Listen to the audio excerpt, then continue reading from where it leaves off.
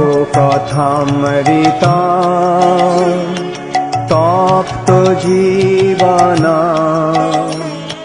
কবি ভীরিতা কলমশাপহা।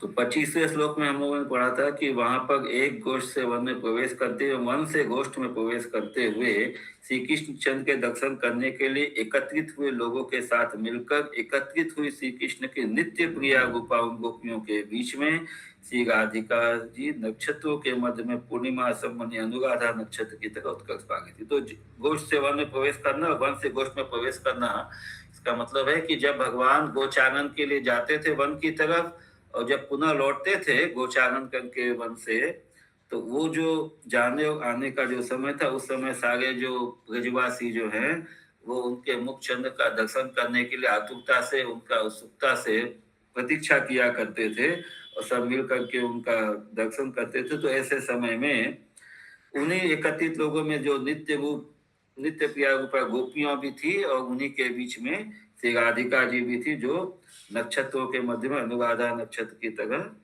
उत्कर्ष पा गई थी, मतलब वो ऐसे प्रतीत हो गई थी। और वहां पर प्रातःकालीन वन गमन के समय श्री कृष्ण मिथ्या हंसी करते थे एवं अपने बगल के सखा के हाथ को छूते हुए वक्रता एवं प्रेम से भरी हुई चितवन को आधी आधी विस्तार करते थे। तो जब भगवान प्रातःकालीन वन गमन के लिए जाते थे गोचारण के लिए, तो उस समय मिथ्या हंसी करते थे। मिथ्या क्यों लिखा है पता नहीं। एवं अपने सखा के हाथ को छूते हुए वक्रता एवं प्रेम से भरी हुई चितवन को आधी आधी विस्तार करते। तो भगवान का जो क्या है ना, बांके नयन है, बांके है, चितवन जो है तिरछा थोड़ा टेढ़ापन लिए हुए है, तो वो उसको विस्तार और फिर विस्तार करते हैं। मतलब हम देखते हैं कि भगवान के जो चक्षु हैं वो एकदम आकर्ण कान तक रहते हैं। और मित्र वर्ग के बीच में उनसे आलिंगन आदि अनेक विहारों को करते थे और दूर जाकर मुरली के द्वारा गोपियों के प्रति अनेक संकेत करते थे। तो गोपियां भी रास प्रसंग में गोपी गीत में यही कहेंगी। तो हम पीछे भी इस गोपी गीत का कुछ श्लोकों का वर्णन आया था, तो यहाँ फिर बता रहे हैं श्री रज्जु गोस्वामी की गोपियां क्या कहेंगी जब वो भगवान ये मुरली का द्वारा संकेत करेंगे। हे प्यारे मोहन, आपका हंसना, प्रेम पूर्वक देखना एवं आपका विहार ध्यान करने पर भी मंगलदायक है। मतलब यदि ध्यान में भी उसको यदि ये किया जाए, उसके बाद में ध्यान किया जाए तो मंगलदायक है। किंतु एकांत में हृदय को स्पर्श करने वाले सांकेतिक शब्द तो हमारे मन को शुद्ध कर देते हैं। अब सायंकाल में वन से लौटने के समय श्री कृष्ण जब गोष्ठ में प्रवेश करते हैं, तब घुंघराली अलकावलियों से घिरे हुए एवं गोधन के खुरों से उठी हुई धूलि से व्याप्त अपने मुखारविंद को इन गोपियों के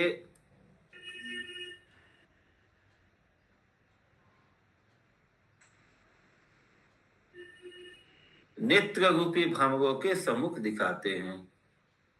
उस समय यह बोध होता है कि उन गोपियों के नेत्र रूप भ्रमरों को बांधने के लिए कामदेव के द्वारा निर्मित एवं बांधने योग्य रस्सियों से युक्त कोई यंत्र विशेष ही है क्या।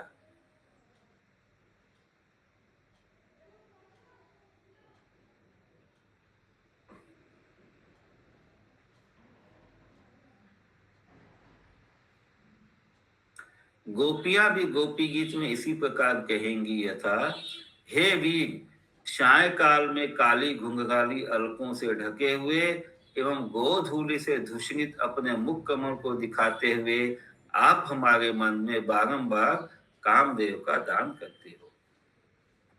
ये गोपी गीत भागवतम के 10वें स्कंद में है, तो उसी से कुछ यहाँ पे वर्णन किया है श्री रघु गोस्वामी जी ने। इस प्रकार प्रतिदिन परस्पर स्पर्धा से ही मानो बढ़ी हुई उन गोपियों की उत्कंठाओं ने तो चैत्र वैशाख के समय को प्राप्त कर व्याकुलता से आकुल कर दिया। तो अभी ये चैत्र वैशाख का महीना भी आ गया, जैसा अभी चैत्र का महीना यहाँ पे हम लोगों का यहाँ पे भी अभी चल रहा है। तो ये जिस समय का वर्णन है उस समय वृंदावन में चैत्र वैशाख का महीना था। और परस्पर स्पर्धा से ही बढ़ी हुई, मतलब गोपियों की जो उत्कंठा है, जो इच्छा है भगवान के दर्शन की, वो आपस में भी कंपटीशन से बढ़ी हुई है। श्री सुखदेव जी ने भी प्रलंबासुर के वध के दिन वाली संध्या का अनुसंधान करके इसी प्रकार वर्णन किया है, यथा जिन गोपियों को श्री कृष्ण के बिना क्षण भर का समय भी सैकड़ों युगों के समान प्रतीत होता था, उन्हीं को श्री गोविंद के दर्शन में परमानंद प्राप्त होता था। तो जब भगवान नहीं दिखते थे, जब भगवान उनके नयनों से ओझल रहते थे, तो वो जो क्षण भर के लिए भी, जो है ना, निमिष मात्र में भी यदि वो उनको लगता था कि सैकड़ों युग बीत गए, और जब फिर पुनः उनको जब गोविंद का दर्शन होता था तो और ज्यादा उनको आनंद का अनुभूति होता था।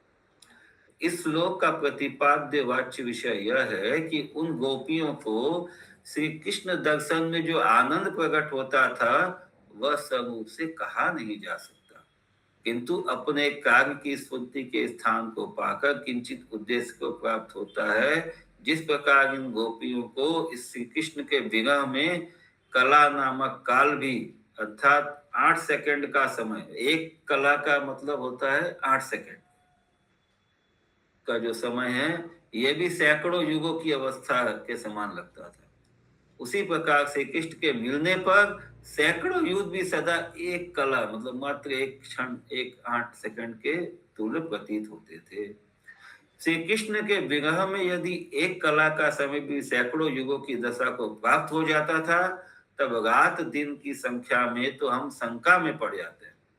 तो मतलब जब एक क्षण जो है, जो एक कला इसको बोला जाता था उस समय, जो 8 सेकंड का होता था, वो युगों जैसा लगता था। तो यदि कोई दिन रात श्री कृष्ण से विरह में रहेगा जो गोपियां, तो उनका क्या मतलब जो उनका जो क्या दशा होगा, ये सोच कल्पना के पगे। इस प्रकार सायकाल एवं प्रातः काल के श्री कृष्ण के दर्शन के प्रभाव से, तो जब भगवान सुबह जाते और रात को आते, तो वो जो इतना बड़ा जो समय जो व्यतीत होता था, उसमें बहुत अधिक ये गोपियों का उत्कंठा बढ़ जाता था भगवान का दर्शन करने का। इस प्रकार सायकाल एवं प्रातः काल में श्री कृष्ण के दर्शन के प्रभाव से किसी प्रकार ग्रीष्म काल व्यतीत हो जाने पर, ग्रीष्म काल खत्म होने वाला है, मयूरों को हर्षित करने वाले एवं गर्जना करने वाले मेघों का समागम, वर्षा ऋतु का आगमन हो गया है, अर्थात वर्षा काल उपस्थित हो गया है।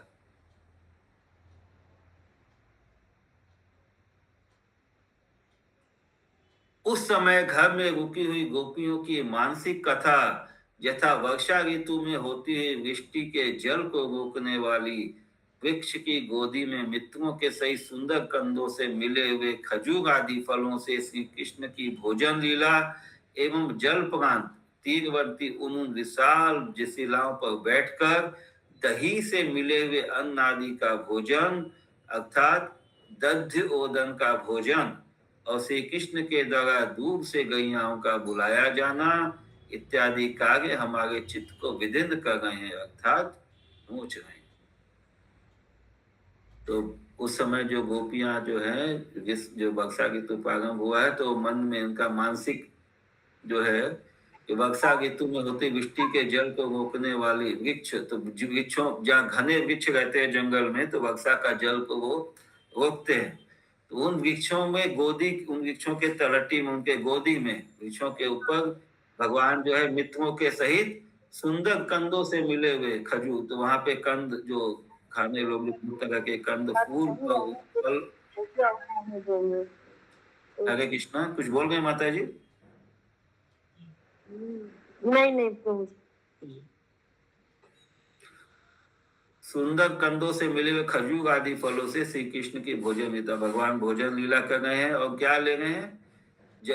फलों में वृक्ष के ऊपर बैठे हुए, तो फल, कंद, मूल, खजूर इत्यादि का ये भोग पा रहे हैं। और जब जल प्रांत व्यक्ति, जब जमुना के किनारे जो विशाल शिलाओं पर बैठकर क्या पाते हैं? दही से मिले हुए अन्न आदि का भोजन, अर्थात दध्य ओदन का भोजन। और क्या करते हैं? दूर से गैयाओं को बुलाते हैं। ये सब जो लीला, ये सब जो कार्य है, ये उनके गोपियों के चित्त को विदीर्ण कर रहे हैं, अर्थात नोच रहे हैं। और जिस स्थान पर घनी वर्षा आ जाने पर, विष्णु भगवान के शयन कर जाने पर, श्लेष पक्ष में श्री कृष्ण का दर्शन न होने पर, समस्त जन सुखदायिनी खंजन नयनी एवं श्री हरि के ब्रजस्थ वनों की प्यारी ये सब गोपियां।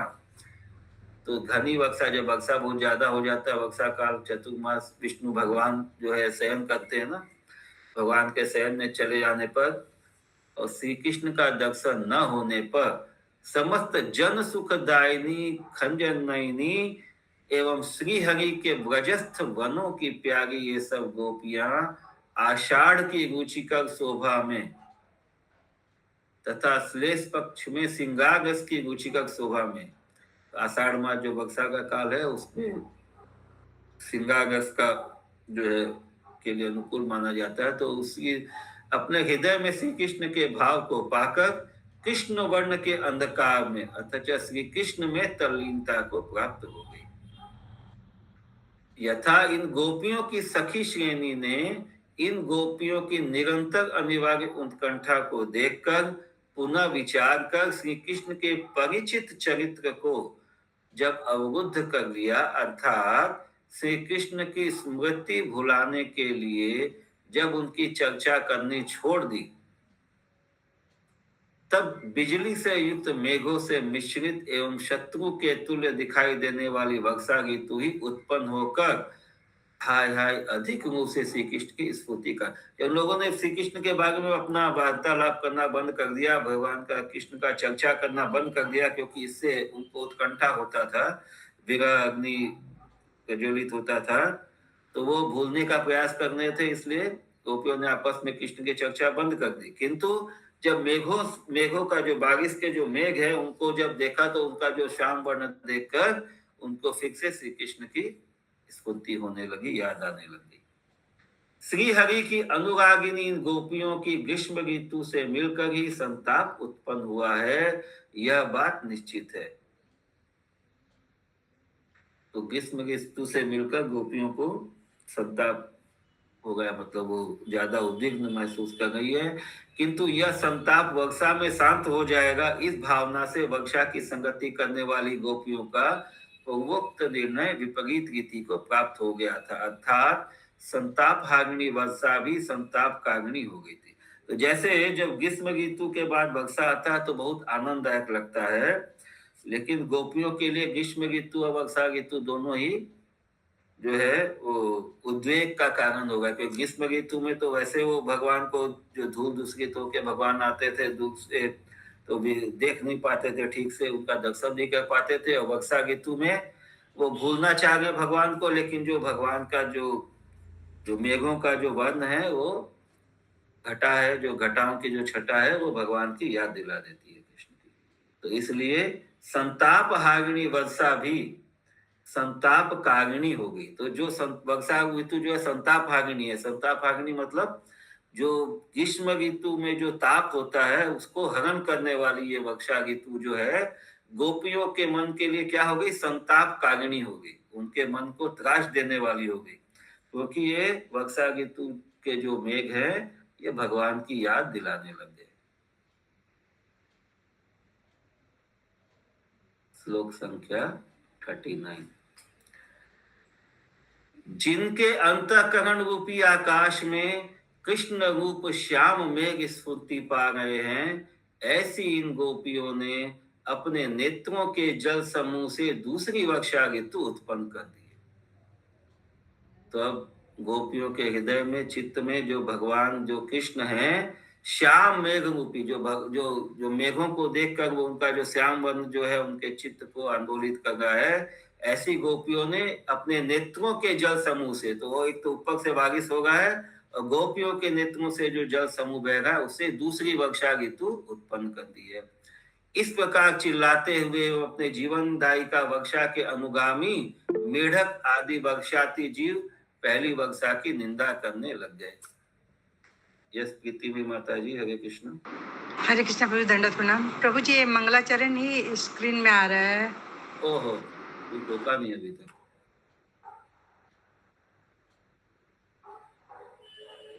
थोड़ा रिमाइंड करा दिया कीजिए। तो तो श्लोक संख्या 40। इन गोपियों के प्रति मयूरों के पुच्छ उस समय काम बाणों से भरे हुए तूनी दंकस का सा व्यवहार करते थे, जिनके बीच में कुछ मयूर कुछ ऊपर की ओर मुख वाले होकर कामदेव के अर्धचंद्राकार बाणों के समान शोभा पा रहे थे। तो बक्षा गीतु में जो है मयूर जो है अपने पंख फैलाकर नाचते हैं।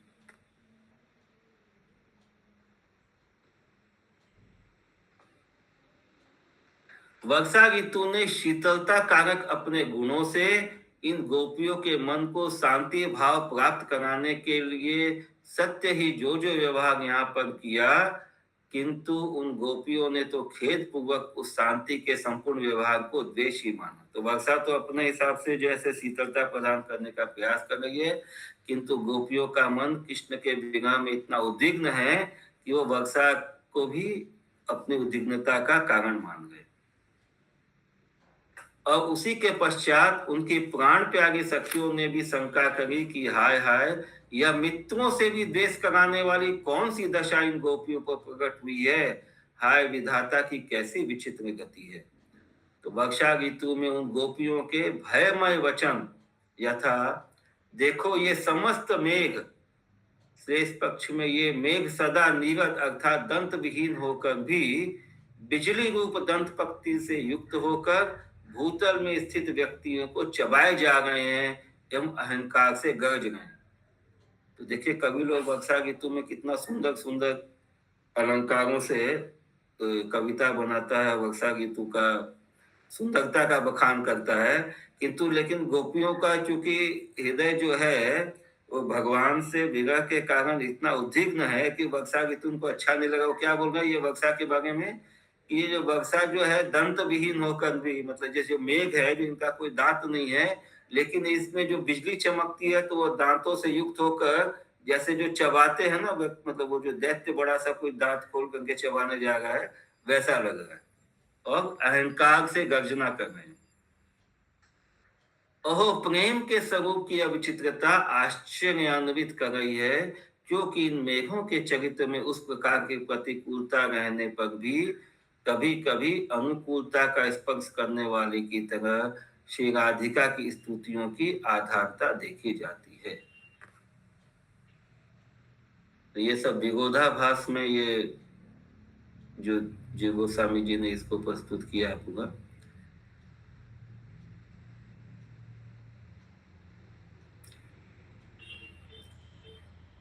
यथा मेघ को देखते हुए श्री राधिका की भावना यह है कि हे सखी विद्युत, आह बताओ तो सही किस स्थान पर कितने परिमाण का कौन सा तप कर चुकी हो, क्योंकि श्री कृष्ण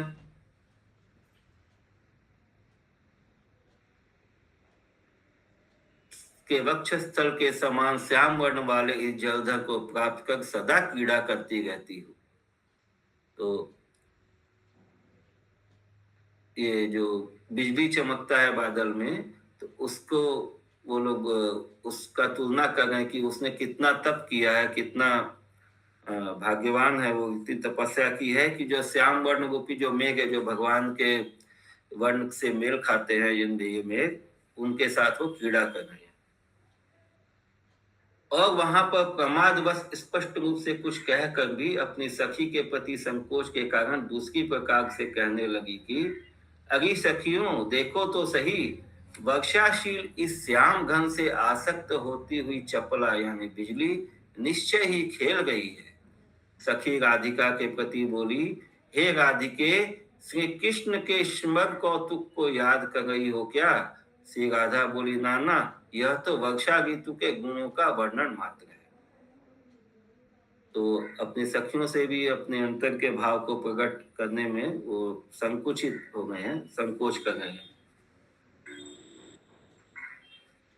कदाचित श्री राधिका बोली, अरे सखी देखो, इस वर्षा ऋतु के समय तो श्री हरि के भाव को प्राप्त करने वाली ही दृष्टियों की संपत्ति है।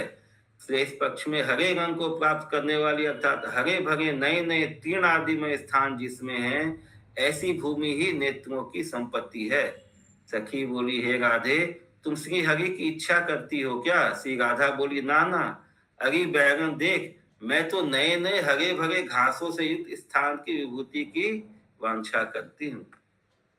तो मन के भाव को छिपा करके बात को इधर उधर घुमा दिया। अब श्री कृष्ण के भाव का दिग्दर्शन यथा उस वर्षा ऋतु में मोर मुकुटधारी श्री कृष्ण को, अभी इतना देर तक गोपियों और राधा रानी के भाव का वर्णन आ रहा था, अभी श्री कृष्ण जी के भाव का वर्णन होगा। उस वर्षा ऋतु में मोर मुकुटधारी श्री कृष्ण को अति सुखदायिनी भी मयूरों की जो अव्यक्त मधुर ध्वनि सहित नृत्य की माधुरी होती थी, वह उनके अनुसंधान में नहीं आई।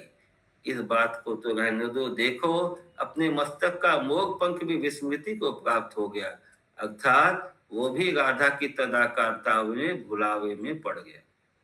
अब वर्षा ऋतु में श्री कृष्ण विराम में हुई उन गोपियों की विकलता का वर्णन कर शरद में भी वर्णन करने का उपक्रम करते। तो पहले ग्रीष्म ऋतु, वसंत ऋतु में, फिर ग्रीष्म में, फिर वर्षा में, अब शरद ऋतु में जो गोपियों का मनोभाव रहता है उसका वर्णन कर रहे हैं। कौन कर रहा है? स्निग्ध कंठ और मधुकंठ और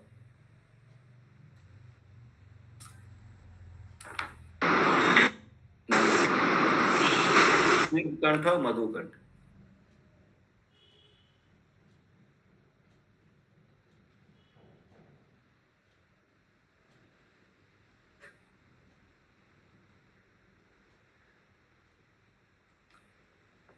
तो इस प्रकार अच्छी तरह प्रतिकूलता का आचरण कर वर्षा ऋतु के चले जाने के बाद शरद ऋतु के वर्णन को भी सुनो। यथा गोपियों ने अपने, ये जो जितना ये वर्णन आ रहा है ये सब गोपी गीत जो होता है उसमें आता है।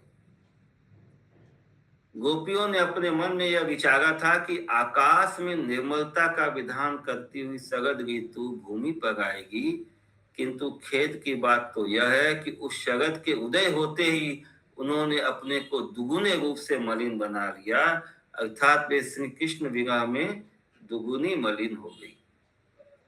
पहले बिजलियों से युक्त जिस मेघ समूह को देखकर जो संतप्त हो गई थी, वे ही श्री राधिका इस समय श्री कृष्ण के तुल्य वर्ण वाले उस मेघ समूह को न देखते हुए अत्यंत उत्तप्त हो गई। तो पहले जब वर्षा ऋतु में वो कृष्ण वर्ण का जो मेघ था उनको देखने से गोपियां और राधिका जी उद्विग्न हो गए थे, क्योंकि भगवान का याद दिलाता था, किंतु अब वो नहीं दिख रहा तो भी उद्विग्न हो गए, क्योंकि वो अब उसको नहीं देख पा रहे, कृष्ण वर्ण को नहीं देख पा रहे। अब उस शरद ऋतु में भी श्री राधा कृष्ण की नख लिपि से युक्त अर्थात नखों द्वारा लिखित दो नवीन पल्लवों में स्थित दोनों जनों के दोनों श्लोकों को लीला शक्ति से प्रेरित वायु ने दोनों के पास पहुंचा दिया। तो ये दोनों श्लोक इस प्रकार हैं। तो यहाँ पे श्री जी गोस्वामी जी बता रहे हैं कि कैसे जो पत्रों का आदान प्रदान, जो नख से पल्लवों पे, मतलब जो पत्तों पे लिखा हुआ था, वो पत्तों का आदान प्रदान हुआ। तो इसमें क्या है श्लोक? श्री राधिका का श्लोक यह था, सदा श्याम धन ही जिनका जीवन है, वे बिजलियां ही पुण्यशालिनी हैं, क्योंकि जो श्याम धन के साथ ही दिखाई देती है किंतु उसके बिना कदापि नहीं दिखती। तो राधिका जी का जो श्लोक है उसमें वो बता रहे हैं कि ये जो आकाश में जो बिजली है जो चमकती है, ये बहुत पुण्यशाली है, बहुत भाग्यवान है, क्योंकि ये जब श्याम घन, जो घनश्याम जो मेघ होते हैं, जो भागी बादल होते हैं श्याम वर्ण वाले, उनके साथ ही दिखाई देती है, कभी भी उनके बिना नहीं दिखाई देती। और श्री कृष्ण द्वारा निर्मित श्लोक यह था, चंद्रमा ने मेघों के आवरण को त्याग दिया, हंस एवं नीलकमल शोभा पा रहा है, किंतु वृंदावन को लक्ष्य कर शरद ऋतु संबंधी वे हंस, नीलकमल आदि पदार्थ मुझे दिखाई नहीं देते, अतः देव को धिक्कार है।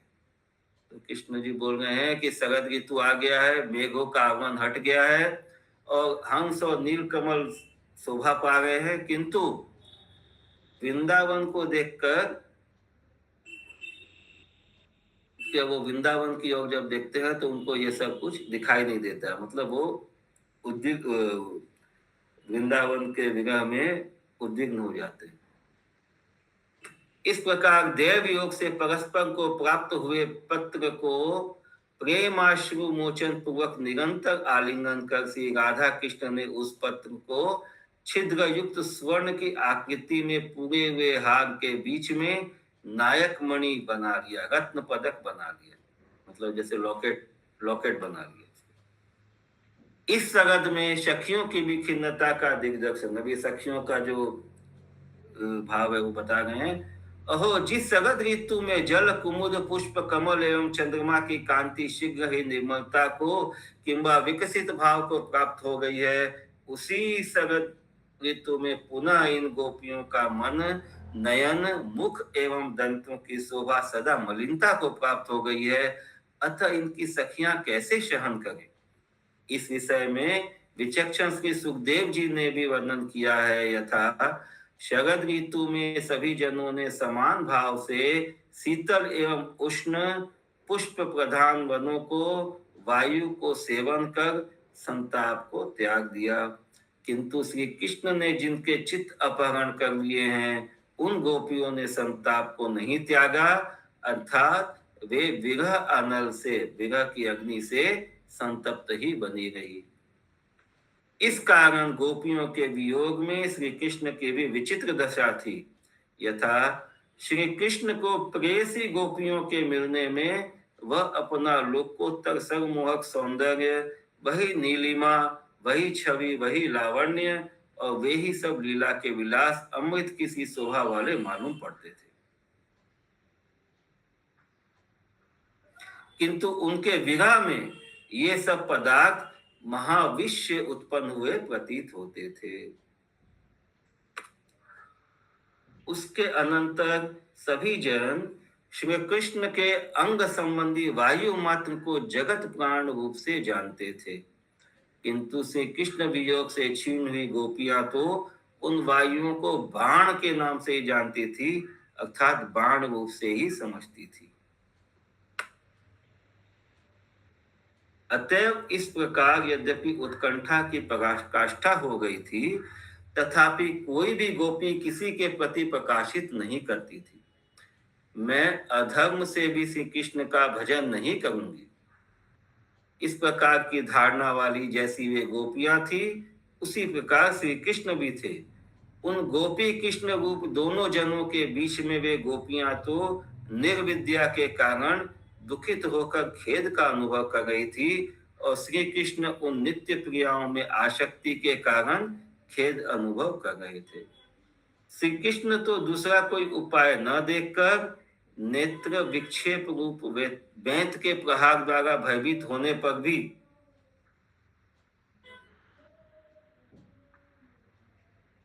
जब वे गोपियां वश्यता को, अधीनता को प्राप्त नहीं हुई, तब आवश्यक रूप से उनको वशीभूत करने के लिए बंशी वादन रूप कार्य का ही विशेष रूप से अभ्यास करने लगे, मतलब बंसी बजाने लगे।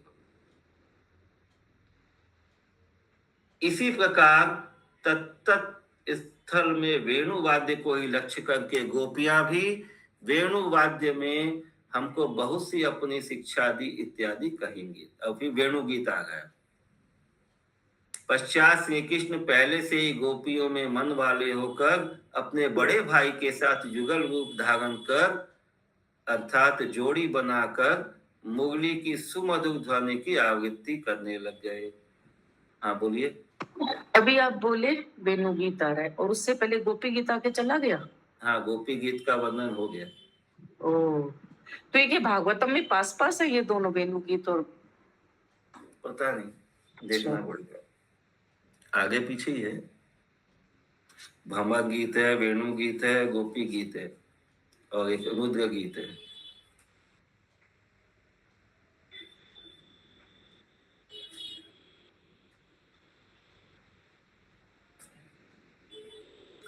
तो अभी श्री कृष्ण अपने बड़े भाई के साथ युगल रूप धारण कर, अर्थात दोनों भाई जोड़ी बनाकर मुरली की सुमधुर ध्वनि की आवृत्ति करने लग गए, किंतु वहां पर जब भावांतर के उद्दीपक वन के बीच में गोचारण के समय सबके मन के भी अगोचर, मतलब सबके नहीं दिखाई देने वाले सबको, अपने सखाओं को विस्मयान्वित करते हुए अति मनोहर गुण समूह से विभूषित अपने बड़े भाई के साथ स्वयं प्रतिदिन सहर्ष उत्कर्ष के चातुर्य को प्रकट करते हुए वेणु शिक्षा को दिखाने के लिए अर्थात उसकी पर्यालोचना करने लग गए। उस समय गोपियों को श्री कृष्ण के रूप की स्फूर्ति अत्यंत पूर्ति को प्राप्त हो गई थी। मतलब उनको जब वेणु का आवाज सुनाई दिया तो उनको बहुत शीतलता मिल रहा था। वह पूर्ति भी नियम पूर्वक ही हुई थी, क्योंकि श्री कृष्ण संबंधी भाव के वैभव का यही स्वभाव है कि वह दूर से भी अपने प्राप्त विषय को अपने अधीन कर लेता है। देखो, न्यायिक पंडित गण अर्थापति नामक प्रमाण को अनुमान के ही अंतर्गत मानते हैं।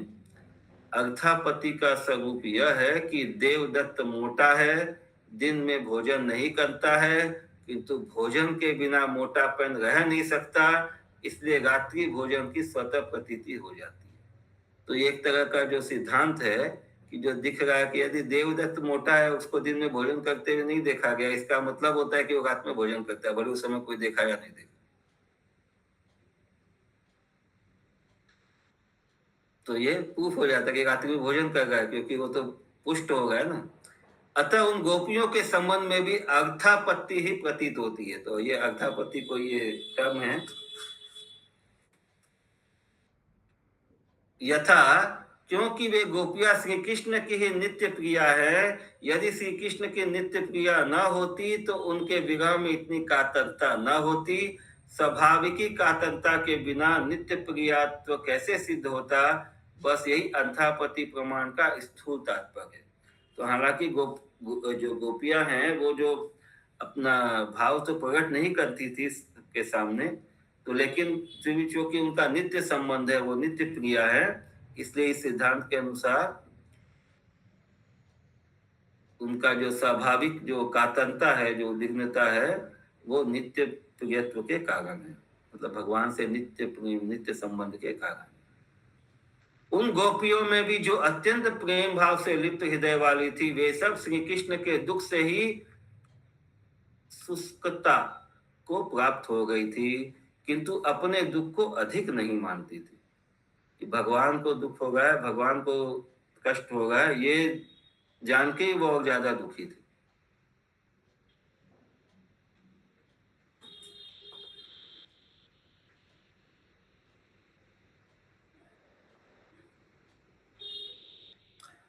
यथा श्री राधिका की विशाखा, ललिता एवं पर्यायवाची अनुराधा इत्यादि अंतरंग सखियां थी, और चंद्रावली की शैव्या, पद्मा आदि थी। तो दो ग्रुप थे, एक राधा रानी का ग्रुप था, एक चंद्रावली का ग्रुप था। तो राधा जी की जो सखियां थी, विशाखा, ललिता और अनुराधा इत्यादि अंतरंग संख्या थी, और चंद्रावली की थी शैव्या और पद्मा। उन विशाखा आदि सखियों में वे श्री राधा आदि यूथेश्वरी उन विशाखा आदि को केवल अपने में प्रीति की तत्परता को अच्छी प्रकार जानकर स्वयं ही उनके प्रति मित्रता पूर्वक अपने हृदय के भाव को आवेदन कर देती थी। तो भी वहां पर प्रथम वे श्री राधा आदि सखियां श्री बलराम जी के एक साथ होने के नाते आच्छादित हुए, ढके हुए श्री कृष्ण को ही लुप्त है श्याम वर्ण जिसमें, ऐसे पद विन्यास पूर्वक वर्णन करने लग गई, अथवा अशक्ति के कारण अधूरे वचनों से वर्णन करने लग गई। तो ये गीत है यहाँ पे, रामो रामानुज इति युगलम कितनट्टवेशतया पटुराजति गायति सखिगंजुगलम शरस रसालज पल्लव तल्लज पल्लवितामश अमल शीर्षम नव यौवन अबीजांकुरम इव धारयदत्तुनु चिकीर्षम। उस वर्णन में गीत यथा अभी सखी देखो सुनो, श्री बलराम एवं उनके छोटे भाई इन दोनों की जोड़ी नटकाशा वेश बनाकर चातुर्य पूर्वक विराज गई है एवं मित्र गणों से सम्मिलित होकर बहुत सुंदर गायन कर रही है। और देखो, पुष्टि कारक धातु विशेष को रस कहते हैं। उस रस से युक्त जो आम्र वृक्ष, उससे उत्पन्न जो श्रेष्ठ पल्लव नवीन पत्र, बस दोनों भाइयों का निर्मल मस्तक उसी पल्लव से युक्त है। मतलब जो आम का जो नया पत्ता होता है, जो आम का वृक्ष का, वो उनसे उनका श्रृंगार किया हुआ है, मस्तक में मुकुट बनाया हुआ है।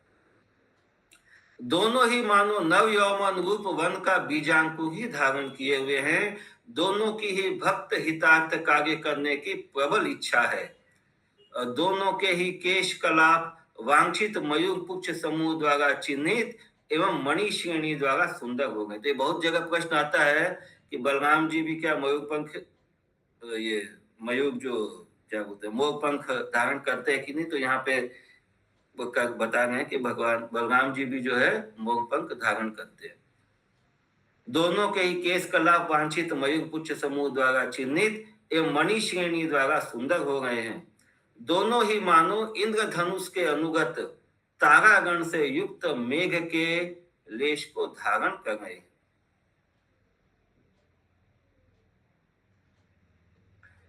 कंकण के से आकाश से विकसित जो नवीन कमल, वही है कर्ण भूषण, जिनमें ऐसे दोनों कर्णों से दोनों भाइयों की अद्भुत शोभा होगी। तो उनके कानों में क्या है, जो कुंडल जो है वो किसका बना हुआ है, ये छोटे जो कमल है, नवीन कमल उनका। उस समय यह कौन सी लता है, इस प्रकार विस्मय करने वाले भ्रमर के ऊपर दोनों ही भाई लोभ स्थापित कर रहे हैं। तो जो भ्रमर है, भगवान के आगे जो भौंगे हैं, वो आगे पीछे घूमते हैं, क्योंकि वो भगवान, उनको लगता है कि वो भी कोई लता पता की तरह है भगवान। दोनों के कर कमल में स्थित कमल के घुमाने से जो चतुर नर की कला, तो दोनों कृष्ण और बलराम दोनों के हाथों में कमल है जो ऐसे वो घुमा रहे हैं, और उसको घुमाने से जो चतुर नर की कला, उसके द्वारा दोनों ही रमणीय हैं। कमल घुमाने का कारण यह है कि दोनों ही भ्रमर गण के प्रति कमनी मधु की वृष्टि कर रहे हैं। तो भ्रमरों को जो है वो मधु प्रदान कर रहे हैं। दोनों भाइयों का शरीर बलशाली एवं माला समूह की विशिष्ट सुगंधि के उपहार से युक्त है। उसी सुगंध से आकर्षित होकर दोनों के आसपास भ्रमरगण चक्कर लगा रहे। तो उन्होंने जो वनमाला पहनी हुई है, तरह तरह के वन पुष्पों की, सुगंधित पुष्पों की माला, उसके कारण दोनों भाइयों के आसपास भ्रमरों का समूह जो है मंडरा रहा है। भ्रमरगण झंकार करके दोनों की ही स्तुति कर रहे हैं, और उस समय ऐसा प्रतीत होता है मानो दोनों ही के शरीर में कोलाहल धारण कर अधिक परिमाण का कौतूहल ही प्रवेश कर रहा है। और दोनों भाइयों का शरीर क्रमशः गौर श्याम वर्ण का कहा गया है, एवं वस्त्र भी क्रमशः नील और पीत वर्ण के कहे गए। तो ये शास्त्रों में उल्लेखित है कि कृष्ण, बलराम जी और कृष्ण जी का जो वर्ण है वो एक श्वेत और श्याम वर्ण है, और उनके वस्त्र जो हैं नील और पीत वस्त्र।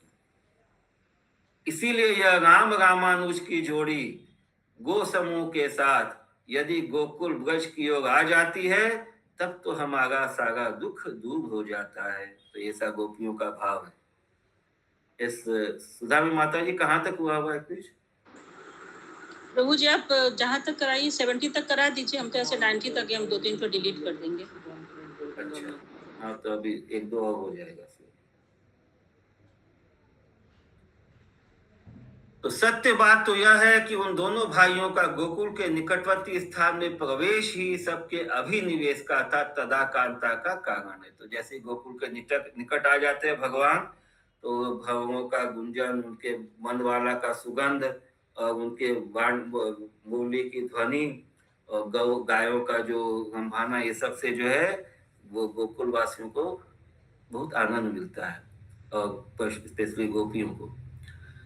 क्योंकि अहो नेत्रधारियों के नेत्रों का फल तो यही है, जो कि ब्रज के प्रवेश के समय गैयाओं के साथ सखाओं से घिरे हुए दोनों भाई दिखाई पड़ते हैं। तो यदि हम लोगों के नेत्र हैं तो हमारे नेत्रों की सफलता क्या है? जब हमको भगवान के जो ब्रज प्रवेश में जो जो जब वो गोचारण करके लौटते हैं वापस ब्रज में, उस समय दोनों भाई राम और बलराम गौ के साथ में और ग्वाल बालों के साथ में उस रूप का दर्शन हो। अर्थात राम श्याम की जोड़ी का जिसने दर्शन कर लिया उसने अपने नेत्रों का फल पा लिया। किंतु किन्हीं किन्हीं भक्तों के मत में इन दोनों भाइयों के बीच में जब छोटे को देखा जाता है, उसमें भी उसके मुख कमल को, मुख कमल में भी मुरली की शोभा को एवं मुरली से सुशोभित उसी मुख कमल में किंचित रहस्य विज्ञापन की कला में निपुण नेत्र को, अथवा गोपियों को किंचित मोहित करने की कला में निपुण नेत्र को जब जिसने देख लिया तभी नेत्रों का फल पा लिया। तो बहुत सुंदर है। पहले तो राम और बलराम जी का, कृष्ण और बलराम जी का जो दर्शन है गोचारण लीला से लौटते हुए, वो अत्यंत सुखदायक है। उसमें भी जो छोटे भाई मतलब जो कृष्ण भगवान है, उनके मुख कमल को, और मुख में भी क्या, मुख कमल में भी मुरली की शोभा को, और मुरली से सुशोभित उस मुख कमल में उससे भी ज्यादा आकर्षक क्या है, उनके जो कटाक्ष से पूर्ण जो भगवान के जो नेत्र हैं, आकर्ण जो लंबे नेत्र हैं, उन नेत्रों को, क्यों? क्योंकि वो गोपियों को मोहित करने की कला में निपुण है। ऐसे नेत्र जब जिसने देख लिया तभी नेत्रों का फल पा लिया। तो इस अगले श्लोक में भी इसी प्रकार का भाव ध्वनित होता है। यथा हे सखी, वन से घर में आने के समय सखा एवं धेनुगण को संग लेकर गाते गाते, खेलते खेलते, हंसते हंसते श्री कृष्ण जब दिखाई पड़ते हैं, तब चंचलता से सुशोभित, तागका से युक्त एवं स्नेह भरा उनका नेत्र मानो कुछ खोई वस्तु को ढूंढता हुआ सा हमारे मन को निरंतर विद्ध करता रहता है। हाय क्या करें। तो भगवान के नेत्र भी जो है भक्तों को ढूंढते हैं, गोपियों को ढूंढते हैं। तो यहीं हम विराम लेते हैं आज इस कथा को, फिर कल हम लोग आगे बढ़ेंगे। श्री गोपाल चंपू की जय, श्री राजीव गोस्वामी की जय, श्रील प्रभुपाद की जय।